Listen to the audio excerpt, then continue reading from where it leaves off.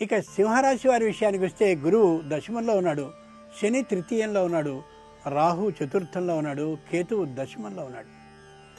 శుక్రశనులు అనుకూలంగా ఉన్నారు, రవి కుజ బుధులు అర్ధశుభులుగా ఉన్నారు. ఈ కారణంగా మఖా నక్షత్రం వారికి భూమికి గృహానికి సంబంధించినటువంటి కొన్ని వివాదాలు పరిష్కరింపబడకుండా ఉంటాయి.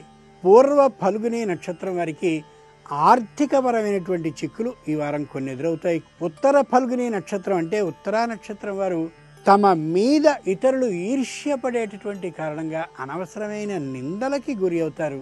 ఈ రాశివారు ఈ వారం లక్ష్మీ అష్టోత్తరాన్ని కానీ లేదా లక్ష్మికి సంబంధించిన ఏ స్తోత్రాన్నైనా కానీ చదువుకున్నట్టయితే తగిన విధంగా చేతికి ధనం అందుతుంది, ఈ ఇబ్బందులు తొలగుతాయి. తెల్లని గంధంతో తెల్లని పుష్పాలతో శుక్రవారం నాడు అమ్మవారికి పూజ చేసినట్టయితే సర్వకష్టాలు తొలగేటటువంటి అవకాశం బాగా కనిపిస్తుంది. అమ్మవారికి ఆవు నెయ్యి చాలా ప్రీతికరమైన వస్తువు కాబట్టి అవకాశం చేసుకుని వారం రోజులు ఆవు నెయ్యితో దీపం పెడదాం. ప్రధానంగా ఈ రాశివారు ఈ వారం అత్యాశకు పోతూ ధనాన్ని రుణంగా ఎవ్వరికీ ఇయ్యకపోవడం మంచిది.